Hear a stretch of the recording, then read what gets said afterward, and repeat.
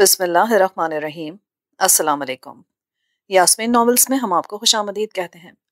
آج آپ جو ناول سن رہے ہیں اس کا نام ہے مقید حیات۔ اس کے مصنفہ ہیں زباریہ صاحب۔ ایپیسوڈ 2۔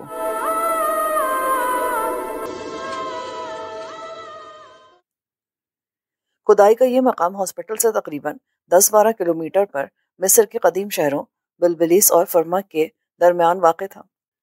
یوں تو صحرائی علاقوں کے علاوہ ایسے علاقے بھی تھے مگر کم تھے۔ یہ ایک پہاڑی خطہ تھا جس کے دونوں اطراف میں چٹانیں بکھری تھیں۔ یہ چھوٹا سا چٹانی خطہ اگر عبور کر لیا جاتا یا کسی بلند چٹان کی چوٹی پر چڑھ کر دیکھا جاتا تو لقودق صحرا ہی دکھائی دیتا تھا۔ یہاں سے ٹھیک 15 میل دور وہ مقام تھا جہاں 634 اور 635 عیسوی کے درمیان میں مجاہدین اسلام کے لشکر اور رومی فوج کے درمیان بڑی ہی گھمسان کی جنگ ہوئی تھی۔ میرا خیال ہے مختصر سا ذکر یہ بے جا نہ ہوگا۔ اس دور میں شام، ایران اور مصر پر رومی عیسائیوں کا تسلط تھا۔ مصر میں زیادہ تعداد قبطیوں کی تھی۔ قصر روم ہرقل ذاتی شجاعت، جنگی قیادت اور فطری فرعونیت کے لحاظ سے دہشت کا ایک نام تھا۔ اسے طاقت کا دیو کہا جاتا تھا اور قصر روم کی جنگی طاقت ہیبت ناک 2 طاقتوں میں پہلے نمبر پر خیال کی جاتی تھی۔ کوئی تصور بھی نہیں کر سکتا تھا کہ ان 2 طاقتوں دوسری طاقت کسرا ایران میں سے کسی ایک کو کوئی اور طاقت اٹھ کر کمزور کر سکے گی۔ لیکن ایک تیسری طاقت ابھرتی چلی آ رہی تھی۔ یہ صرف ایک جنگی طاقت نہیں تھی بلکہ ایک نظریہ تھا۔ ابتدا میں ایرانیوں اور رومیوں کے محلات میں اس کی خبریں پہنچی تو ان دونوں قوموں نے کہا کہ یہ صحرائے عرب کے لٹیرے بدو ہیں۔ انہوں نے مذاق اڑا کر ان خبروں کو نظر انداز کر دیا۔ یہ تیسری طاقت افق سے اس طرح اٹھی جس طرح طوفان باد و بارہ کی کالی گھٹائیں بجلیوں سے لدی ہوئی اٹھا کرتی ہیں، یا وہ صحرائی طوفان اٹھتا ہے جو ٹیلوں اور ٹیکریوں کو اپنے ساتھ اڑا کر لے جاتا ہے۔ یہ تیسری طاقت ہتھیاروں سے کم اور ایک ایسے جذبے سے زیادہ لیس تھی جو اللہ تعالیٰ نے وحی کے ذریعے ان پر اتارا تھا۔ یہ ایک ایسا لشکر تھا جس کی نفری بہت ہی تھوڑی تھی، لیکن اسے اللہ تعالیٰ نے ایسی قوت عطا کی تھی جسے ایمان کی قوت کہا جاتا ہے۔ یہ تیسری طاقت ایسی ابھری کہ تند و تیز طوفانوں کی طرح باطل کی قوتوں کو خس و خاشاک کی طرح اڑا اور بہا کر لے گئی، اور ان بادشاہوں پر جو اپنے آپ کو ناقابل تسخیر طاقتیں سمجھتے تھے یہ لشکر آسمانی بجلیاں بن کر گرے۔ پھر زمین و آسمان نے دیکھا کہ دنیا کی سب سے بڑی جنگی طاقتوں میں مٹھی بھر مجاہدین کے آگے ٹھہرنے کی تاب نہ رہی تھی۔ انہی مجاہدین کو ایرانیوں اور رومیوں نے عرب کے بدو کہا اور ہنس کر نظر انداز کر دیا تھا۔ عراق اور شام کے نصیب جاگے اور اللہ تعالیٰ کا پیغام ان خطوں میں پہنچ گیا۔ عراق اور شام کے چن جانے پر ہرقل بھاگا بھاگا پھر رہا تھا اور اسے کہیں پناہ نہیں مل رہی تھی۔ یہ 640 اور 642 عیسوی کا دور تھا، اور یہی ہرقل جو خود کو طاقت کا دیو کہلاتا تھا اور جو دہشت کا ایک نام تھا، اس حال تک پہنچا دیا گیا کہ وہ بحر روم کے اس پار بزنیتیا میں جا بیٹھا اور وہاں سے مصر میں اپنی فوج کو احکام بھیجتا رہا، حتیٰ کہ وہ انتہائی مایوسی کے عالم میں انتقال کر گیا۔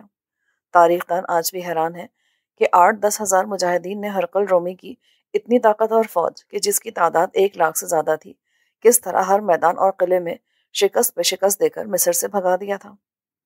میں جس جگہ کھڑا تھا یہاں سے ٹھیک 15 میل کے فاصلے پر وہ شہر تھا جسے کہ ناقابل تسخیر سمجھا جاتا تھا۔ فرعونوں کے زمانے میں اسے پلوس کہا جاتا تھا۔ زمانے گزرتے گئے، مصر قبطیوں کے زیر تسلط آتا گیا تو پلوس کا نام پرمون رکھ دیا گیا۔ پھر آگے چل کر کسی دور میں اس کا نام فرما رکھ دیا گیا۔ اب تو دریا نیل بھی راستہ بدل چکا ہے۔ اس وقت جس علاقے میں فرما واقع تھا وہاں دریا نیل جا کر 7 شاخوں میں تقسیم ہو جاتا تھا۔ ایک کا نام جہاں نہر کہا جاتی تھی پلوزی تھا، اس لیے اس شہر کا نام پلوز رکھا گیا۔ فرما کا یہ شہر ایک بلند پہاڑی پر آباد کیا گیا تھا۔ اس کی حفاظت کے لیے شہر کے گرد ایک مضبوط فصیل تھی۔ اس کے علاوہ متعدد قلعہ بندیوں سے محفوظ کیا گیا تھا۔ یوں اس شہر کی تسخیر تقریباً ناممکن بنا دی گئی تھی۔ دوسرا یہ پہاڑی پر آباد تھا۔ یہ محاصرہ کرنے والوں کے لیے بڑی زبردست مشکل پیدا کر دی گئی تھی۔ اس شہر پر حملہ کرنے والے لشکر کے سپہ سالار عمرو بن عاص رضی اللہ تعالیٰ عنہ تھے۔ شہر پر چڑھائی کرنے سے پہلے عمرو بن عاص رضی اللہ تعالیٰ عنہ نے لشکر سے خطاب کیا جو خاص طور پر تاریخ کا اہم حصہ ہے۔ انہوں نے کہا، ہم مصر کو جانے والے اس راستے پر جا رہے ہیں جو ایک قدیم ترین راستہ ہے۔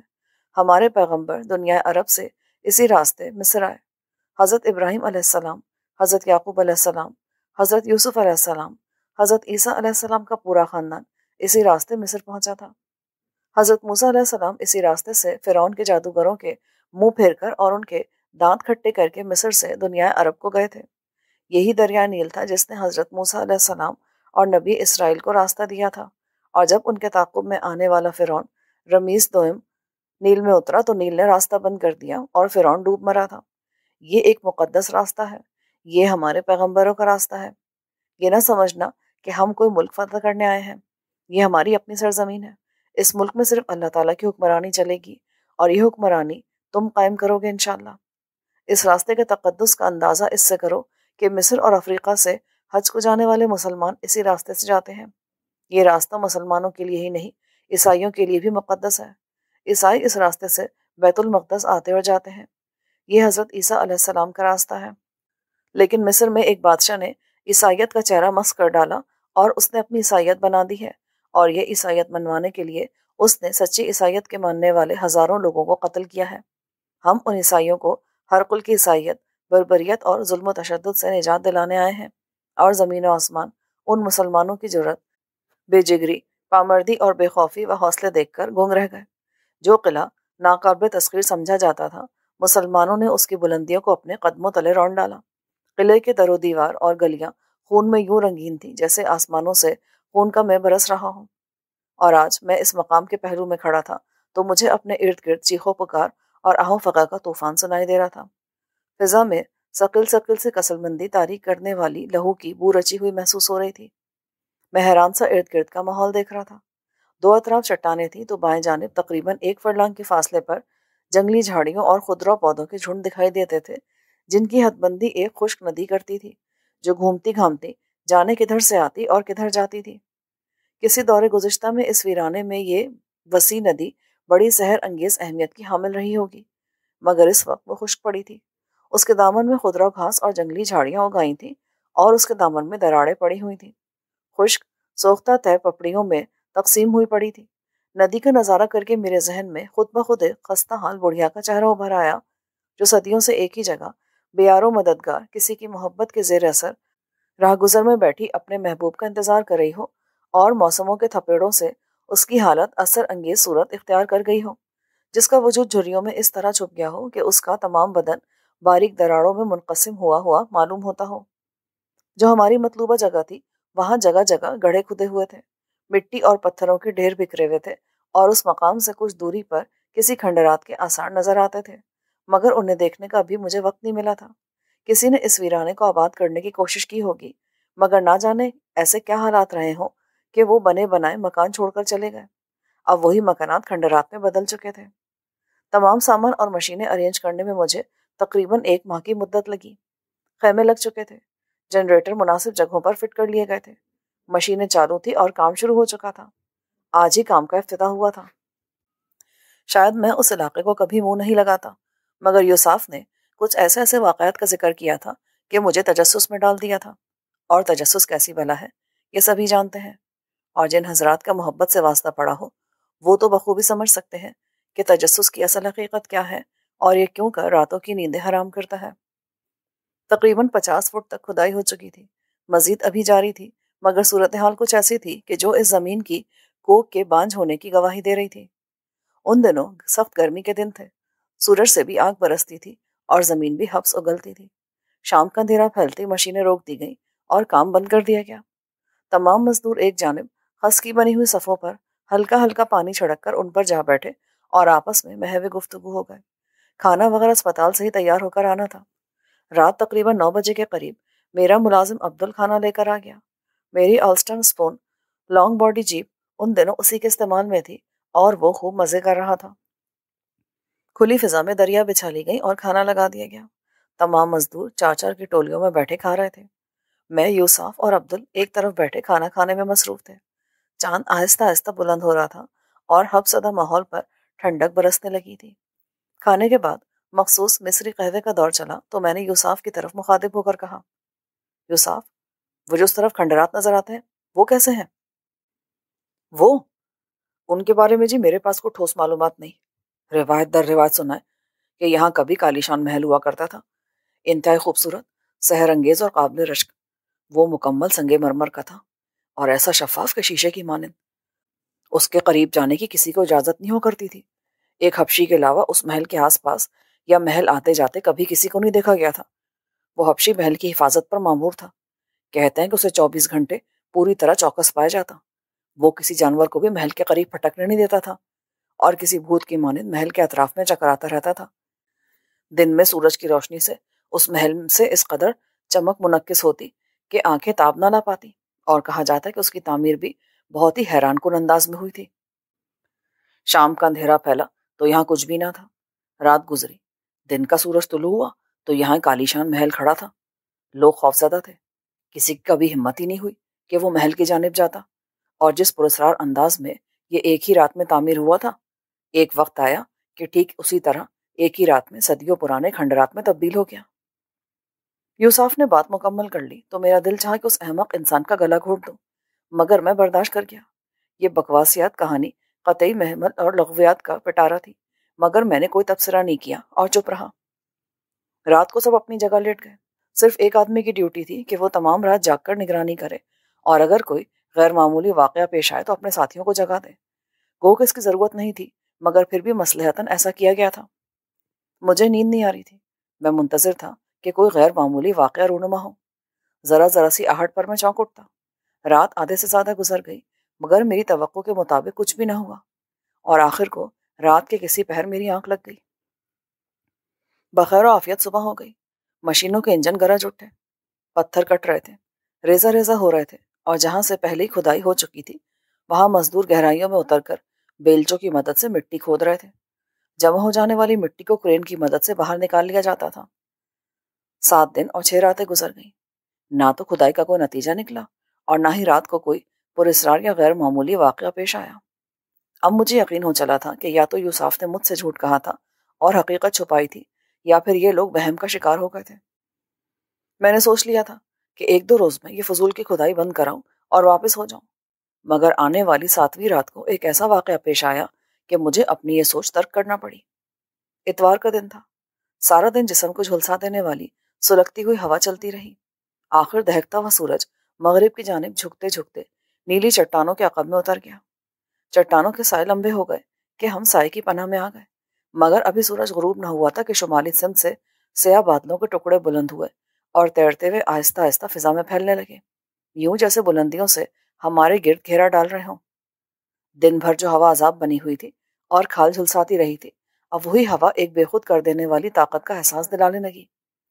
ویران، بے آب و گیا اور پتھریلا علاقہ، آسمانوں پر پھیلے ہوئے سیاہ بادل، شفاف اور دھلی دھلی سی فرحت بخش ہوا، ماحول بڑے ہی روح پرور نظاروں میں ڈھل گیا۔ سورج غروب ہوتے ہی کام بند کر دیا گیا اور تمام مزدور روزمرہ کے معمول کے مطابق گپ بازی میں مصروف ہو گئے۔ روزانہ کی مناسبت آج سب کے چہرے قدرے کھلے کھلے تھے۔ شاید موسم کی اس معمولی سی تبدیلی کے باعث ایسا تھا۔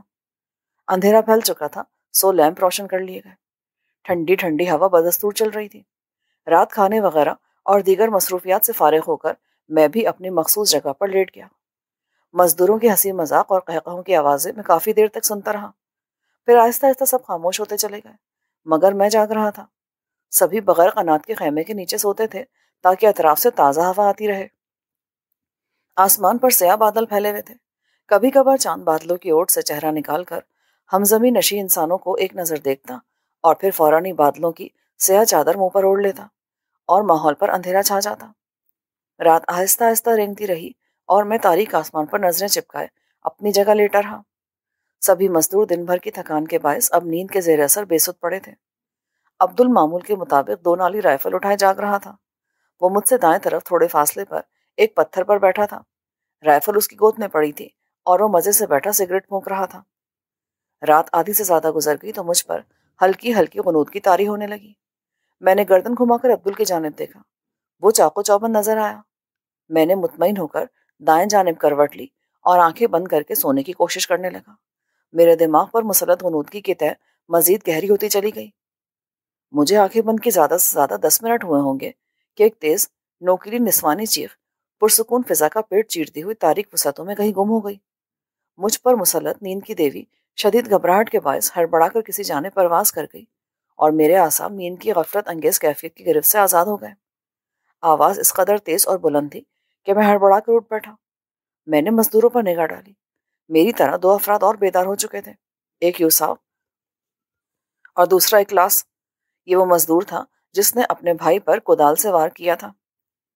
عبدل رائفل اٹھائے اپنی جگہ حیرت بھرے انداز میں ادھر ادھر دیکھ رہا تھا۔ اس سے پہلے کہ ہم ایک دوسرے سے کچھ دریافت کرتے، وہ کربناک چیخ دوبارہ بلند ہوئی اور ہماری سماعتوں پر خراش ڈالتی گزر گئی۔ چیخ کس سمت سے بلند ہوئی تھی میں اس کا تعین نہ کر سکا۔ میں نے بستر چھوڑا اور لپک کر عبدل کے قریب پہنچ گیا۔ چیخ سہبارہ بلند ہوئی اور پھر تو جیسے ذرے ذرے پر موت اتر پڑی۔ آہو فقا کا ایک ایسا شور بلند ہوا کہ علامان الحفیظ، تمام مزدوروں میں ہلچل سی مچ گئی۔ صاحب جی یہ کیا ہو رہا ہے؟ عبدل بوکھلائے ہوئے انداز میں بولا، بھلا میں اسے کیا بتاتا کہ کیا ہو رہا ہے؟ چیخنے والی صرف ایک عورت تھی، مگر آواز اس قدر بلند اور تیز تھی جیسے سینکڑوں بدروہیں کسی بھوت کی لاش پر نوحہ کا نہ ہو۔ آواز میں، ان چیخوں میں کچھ ایسی شدت، ایسا ہیجان تھا، کچھ ایسا سوز و کرب تھا کہ میں نے ایسی اثر انگیز آواز پہلے کبھی نہیں سنی تھی۔ بلا وجہ اعصاب ایک بوجھل سنسنی کا شکار ہوئے جا رہے تھے۔ یوسف اور اخلاص بھی ہمارے قریب پہنچ گئے۔ ڈاکٹر صاحب، یہ چیخ آپ کو سنائی دے رہی ہے نا؟ یہ اسی پراسرار دوشیزہ کی ہے، اور میں دعوے سے کہہ سکتا ہوں کہ یقیناً یہ کوئی بدرو ہے، مگر یہ آوازیں آنکھ ادھر سے نہیں ہیں۔ میں نے اطراف میں نگاہیں دوڑائیں۔ چیخیں بدستور بلند ہو رہی تھیں، مگر آواز کی سمت کا کوئی تعین نہیں ہو پا رہا تھا۔ پھر اچانک خاموشی پیدا ہو گئی اور چند لمحوں بعد ایک پرسوس نسوانی صدا بلند ہوئی۔ یوں لگا جیسے کوئی عورت آسمانوں کی جانب منہ اٹھائے پکار رہی ہو، اے مقدس خلوتوں کے مسکین، اے آسمانوں اور بحر و بر کو قابو میں رکھنے والے، اے پانیوں سے روحیں کشید کرنے والے، ہائے میری بد نصیبی، تو میری سنتا کیوں نہیں، اے ٹھوس پتھروں میں ہوا کو مقید رکھنے والے۔ اور پھر اچانک ماحول پر خاموشی مسلط ہو گئی۔ مجھے یوں محسوس ہو رہا تھا جیسے یہ آواز میں پہلے بھی سن چکا ہوں، مگر کہاں، یہ مجھے یاد نہیں آ رہا تھا۔ میرے کانوں میں ہلکی ہلکی سائیں سائیں ہو رہی تھی۔ ہم سب دوبارہ کوئی آواز سننے کے منتظر تھے، مگر چاروں طرف خاموشی چھائی رہی۔ تمام مزدور ہمارے گرد آ جمع ہوئے۔ ڈاکٹر صاحب، اب تو آپ کو میرے کہنے پر یقین آ گیا ہوگا نا؟ یقین؟ کس بات پر یقین یوسف؟ یہی کہ یہ پرانے بھوتوں اور بدروہوں کا مسکن ہے۔ تمہارا دماغ تو نہیں خراب؟ چند نسوانی چیخیں سنائی دی تو تم انہیں بدروہوں سے منسوب کر بیٹھے۔ بہت ہی کمزور دل کے مالک نکلے تم تو۔ نہیں ڈاکٹر صاحب، میں کمزور دل یا بزدل نہیں ہوں، اور اگر میں کمزور دل ہوتا نا تو مزید 1 منٹ بھی یہاں نہیں رکتا، مگر میں تو کہیں نہیں بھاگ رہا۔ اب جب تک آپ کہو گے ہم یہیں آپ کے ساتھ ہیں۔ تو پھر یہ بدروہوں کی کیوں اڑا رہے ہو؟ کیا مزدوروں کو خوفزدہ کرنا چاہتے ہو؟ ڈاکٹر صاحب، آپ خود غور کریں، بھلا اس ویرانے میں اتنی رات گئے، وہ بھی کسی عورت کا موجود ہونا کچھ خلاف عقل بات نہیں ہے؟ اور پھر یہ کیا جو چیخو پکار کی آواز تھی، کتنی غیر فطری سی تھی، انسانی آواز تو لگتی نہیں تھی۔ ختم کرو یوسف، میں نے بیزاری سے کہا۔ اگر ہمیں نقصان پہنچانے کی کوشش کرے گا کوئی تو ہم اس کا بخوبی بندوبست کر لیں گے، ورنہ چاہے سینکڑوں بدروہیں ارد گرد منڈلاتی رہیں، ہمیں ڈرنے کی ضرورت نہیں ہے۔ میں نے مزدوروں کا ڈر دور کرنے کے لیے کہہ تو دیا، حالانکہ خود میری اپنی ذہنی حالت نہایت دگرگوں تھی۔ پھر ہم سب اپنی اپنی جگہ واپس آ گئے۔ کچھ دیر بعد ہی یوسف میرے قریب آ گیا۔ اب کیا ہوا؟ ڈاکٹر صاحب، میرا خیال ہے کسی قدیم زبانوں کے جاننے والے شخص کو اب چند روز ہمارے درمیان رہنا چاہیے، کیونکہ یہ چیخیں پھر دوبارہ سنائی دیں گی۔ اس طرح کم از کم ہمیں یہ تو معلوم ہو جائے گا نا کہ یہ عورت بلند بانگ میں کیا پکارتی ہے۔ شاید اس طرح معاملہ سمجھ آ جائے۔ یوسف، کیا تمہیں سمجھ نہیں آئی؟ ڈاکٹر صاحب، یہ تو قدیم ترین زبان میں کسی کو پکار رہی تھی، بھلا سمجھ کیسے آتا؟ میں حیران نظروں سے اسے گھورنے لگا۔ چند اور مزدوروں سے تصدیق کی گئی، مگر وہ الفاظ کسی کی بھی سمجھ نہیں آئے تھے۔ یوسف اپنی جگہ واپس چلا گیا اور میں حیرت سے سوچنے لگا کہ پھر میری سمجھ میں کس طرح آ گئے۔ زبان تو واقعی قدیمی تھی، قدیم ترین مصری زبان، اور جو وہ پکار رہی تھی وہ الفاظ میری بھی سمجھ نہ آئے تھے، مگر ان کا مفہوم خود بخود میری سمجھ میں آ گیا تھا۔ بھلا یہ کیا کرشمہ تھا؟ میں بہت دیر تک انہی سوچوں میں گم رہا، مگر میری عقل میں کچھ نہ آیا۔ آخر کو میں بھی سو گیا۔ سورج سروں کے عین اوپر مولد تھا، اس کے باوجود حدت میں کمی تھی، کیونکہ کل سے بدستور سیاہ بادل چاروں طرف یوں منڈلاتے پھر رہے تھے جیسے ارد گرد کے علاقے کا سروے کرتے پھر رہے ہوں۔ ہوا بھی بدستور جاری تھی۔ تمام مزدور کھدائی میں لگے تھے۔ یوسف ان کے درمیان چکراتا پھر رہا تھا اور میں تمبو کے نیچے تنہا بیٹھا تھا۔ میں جانتا تھا یہ کھدائی بہت ہے، یہاں سے کچھ برآمد ہونے والا نہیں۔ مزدور بھی عجیب بے دلی سے اپنا کام مکمل کر رہے تھے۔ شاید انہیں بھی اندازہ تھا کہ یہ کھدائی فضول ہے۔ تقریباً 100 فٹ تک کھدائی کی جا چکی تھی، اگر کچھ نکلنا ہوتا تو اب تک کچھ نہ کچھ ضرور نکل چکا ہوتا، مگر انہیں مزدوری کرنی تھی، انہیں آمدنی سے غرض تھی، سو وہ بلا چونچرا حکم کی تعمیل میں لگے تھے۔ 3 دن مزید گزر گئے، کوئی غیر معمولی واقعہ نہیں ہوا اور نہ ہی کھدائی کا کوئی نتیجہ سامنے آیا۔ راتیں بھی پرسکون گزر رہی تھیں، دوبارہ نسوانی چیخو پکار بھی سنائی نہ دی، مگر چوتھی رات ایک اور عجیب و غریب واقعہ پیش آیا۔ رات کھانے کے بعد میں نے یوساف سے کہہ دیا کہ صبح ہماری واپسی ہوگی، لہٰذا مزدوروں سے کہہ دو، اور یوساف نے تمام مزدوروں کو آگاہ کر دیا کہ صبح سے کام ختم، ہم واپس چلیں گے۔ رات کا آخری پہر تھا، تمام مزدور خواب غفلت کی حالت میں اپنے آپ سے بھی غافل پڑے ہوئے تھے۔ میں بھی گہری نیند میں تھا کہ اپنے کندھے پر ایک سخت گرفت محسوس کرتے ہوئے میری آنکھ کھل گئی۔ عبدل میرا کندھا ہلا رہا تھا، اس کے چہرے پر عجیب سے تاثرات تھے۔ صاحب جی اٹھیں، کوئی خطرہ۔ میرے ذہن میں جھماکا سا ہوا اور میں ہڑبڑا کر اٹھ بیٹھا۔ کیا ہوا؟ کیا بات ہے؟ صاحب جی ادھر دیکھیں۔ میں نے عبدل کے اشارے کا تعقب کیا اور چونک پڑا۔ ایک انسانی حفلہ! جہاں کھدائی ہو رہی تھی وہاں سے تقریباً نصف فرلانگ شمال کی جانب ایک انسانی حفلہ دکھائی دے رہا تھا۔ میں نے ارد گرد نگاہ ڈالی، میرے اور عبدل کے علاوہ سبھی سو رہے تھے۔ 5-6 روز سے مسلسل موسم ابر آلود ہو رہا تھا، جس کے باعث چاروں طرف گاڑھا اندھیرا چھایا ہوا تھا، مگر اس کے باوجود وہ حفلہ واضح دکھائی دے رہا تھا، بلکہ یہ بھی معلوم ہو رہا تھا کہ وہ کوئی مرد نہیں بلکہ عورت ہے۔ یوں لگ رہا تھا جیسے وہ فاسفورس کے سیال سے وضو کر کے آ رہی ہو۔ وہ ایک مخصوص جگہ دائرے کی صورت میں چکرا رہی تھی، اور اس کے انداز سے یوں محسوس ہوتا تھا جیسے وہ انتہائی اضطراب و کرب میں مبتلا ہو۔ صاحب جی کون ہے یہ؟ جو بھی ہے میری رشتہ دار نہیں ہے۔ وہ جھیپ کر چپ ہو گیا۔ حفلہ اپنی جگہ رک گیا۔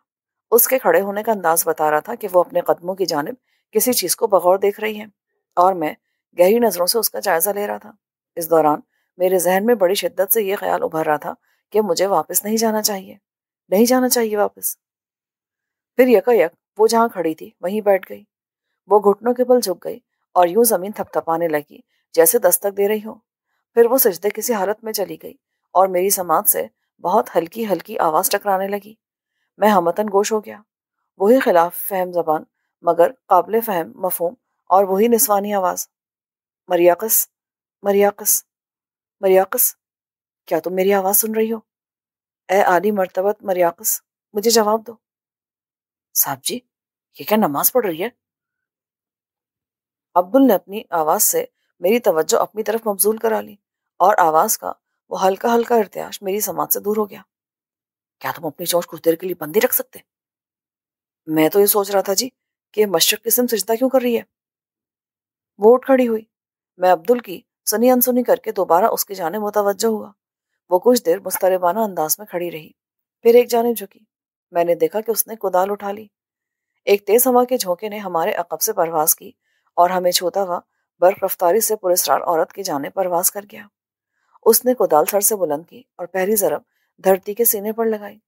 ضرب اس قدر شدید اور وحشت بھری تھی کہ فضائیں چنگاڑ اٹھیں۔ چاروں طرف سے آسمانی بجلیاں بادلوں کے سینے فگار کرتی ہوئی اس کی جانب لپکیں، مگر کسی انجانے خوف کے زیر تحت اسی طرح چنگھاڑتی ہوئی واپس انہی بلندیوں میں گم ہو گئی جدھر سے ظاہر ہوئی تھی، اور پوری زمین لرز کر رہ گئی۔ ایک تیز ہوا کے جھونکے نے اس کے کپڑوں کو جھنجھوڑ ڈالا۔ اس کے چہرے پر پڑا ہوا سفید باریک ریشمی نقاب کھل کر ایک جانب جھولنے لگا۔ دوسری ضرب پر تیز ہوا مزید تیز تر ہو گئی، مٹی اڑنے لگی اور اڑ اڑ کر ہم پر برسنے لگی۔ وہ جنونی انداز میں کدال چلا رہی تھی اور کچھ ایسی تیزی دکھا رہی تھی جیسے رات ہی رات میں پاتال کی گہرائیوں میں اتر جانے کا مصمم ارادہ کر چکی ہو۔ بجلیاں کڑک رہی تھیں، اسے منع کر رہی تھیں، مگر وہ موسم و ماحول کی غضبناکیوں سے لاپرواہ کھدائی میں مگن تھی۔ ایک ایک کر کے تمام مزدور بھی بیدار ہوتے جا رہے تھے۔ بادل بھی اپنی پرجلال اور ہیبت ناک آواز میں اسے وارننگ دے رہے تھے، مگر اس پر کسی چیز کا کوئی اثر نہیں تھا۔ میں نے عبدل کے بیلٹ سے ٹور کھینچی، پھر اس کے ہاتھ سے رائفل جھپٹی اور اٹھ کھڑا ہوا۔ صاحب جی کدھر جا رہے ہیں آپ؟ یہی رکو، اور خبردار کوئی میرے پیچھے نہ آئے۔ میں اس عورت کی جانب بڑھنے لگا۔ عبدل عقب سے مجھے آوازیں دے رہا تھا، مگر میں نے اپنی رفتار مزید تیز کر دی۔ میں لمحہ بہ لمحہ اس کے قریب تر ہوتا جا رہا تھا۔ پھر اچانک وہ ٹھٹک کر رک گئی۔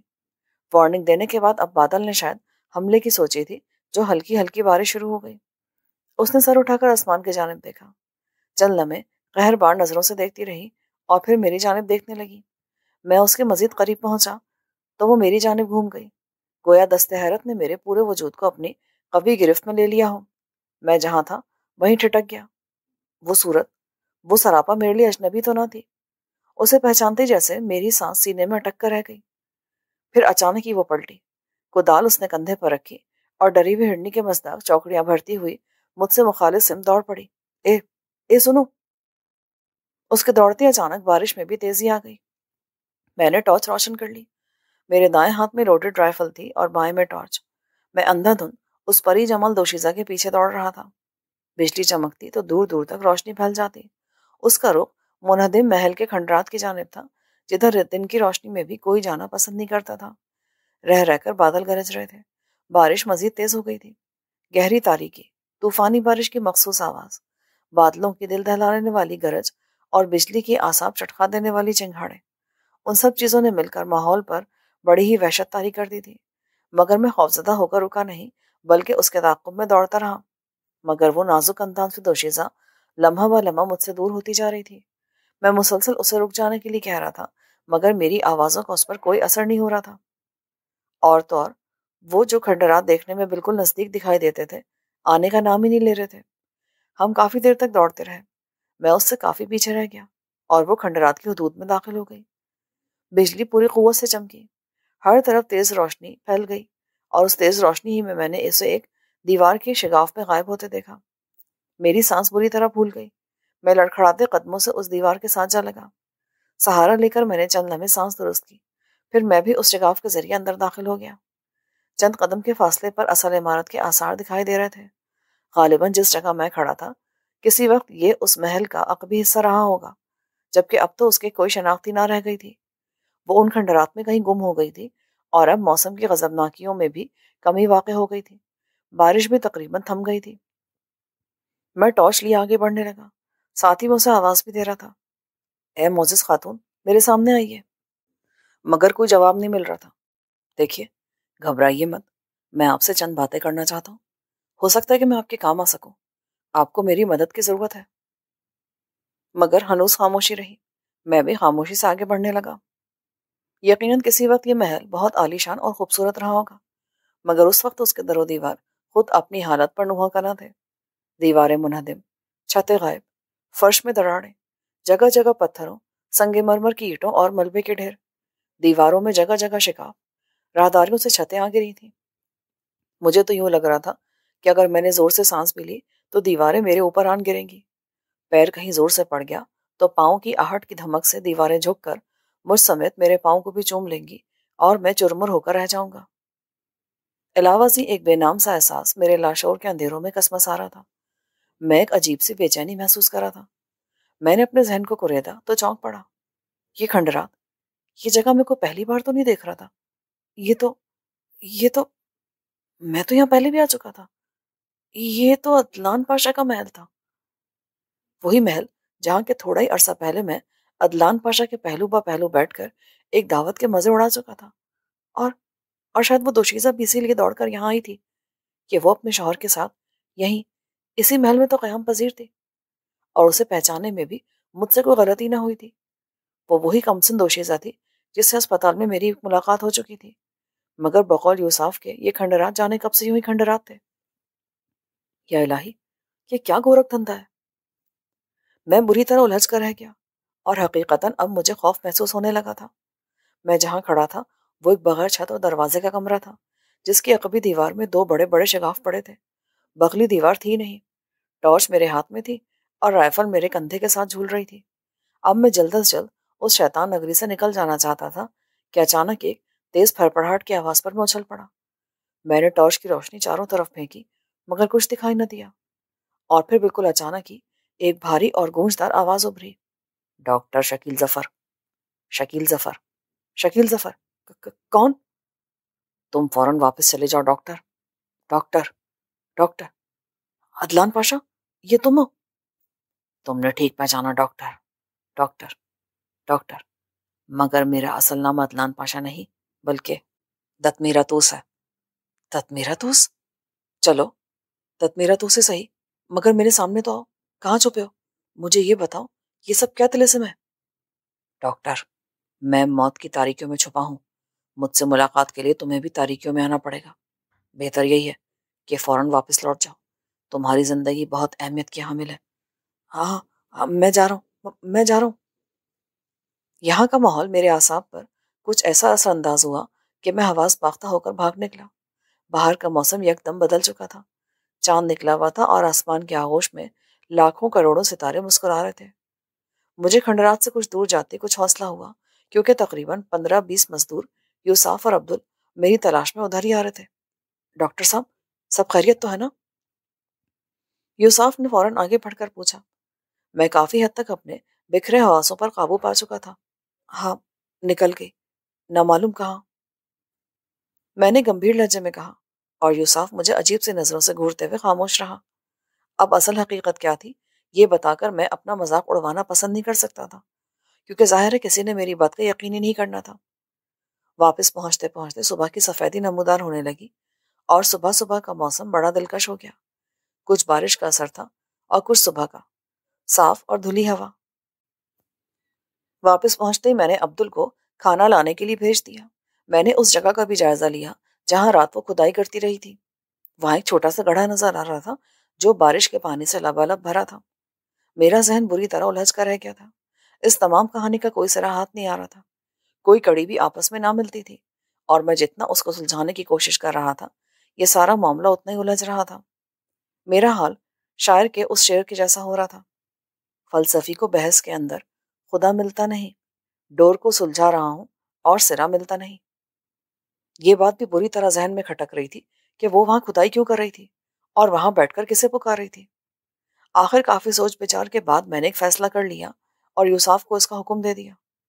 پہلے تو اس نے مجھے عجیب سی نظروں سے دیکھا اور پھر میرے کہنے پر عمل کرانے لگا۔ یہاں سے کھدائی بند کر دی گئی، تمام اوزار اور ضرورت کا سامان، تمام مشینری نصف فرلانگ شمال کی جانب منتقل کر دی گئی، اور جس مقام پر وہ رات کھدائی کر رہی تھی ٹھیک اس مقام پر کھدائی شروع کر دی گئی۔ تھوڑے ہی فاصلے پر خیمے لگا دیے گئے۔